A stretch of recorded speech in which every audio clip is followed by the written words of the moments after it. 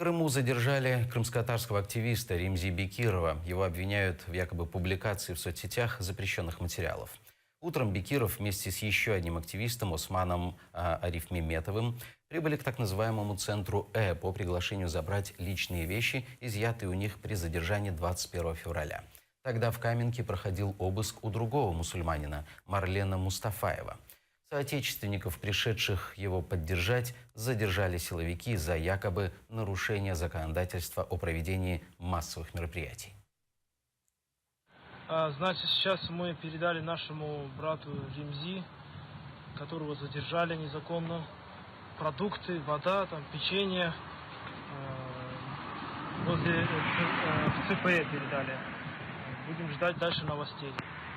Внятного объяснения того, по какой причине задержан, я так и не получил. Объяснение выглядело приблизительно так. Поступил звонок данным оперативным работникам.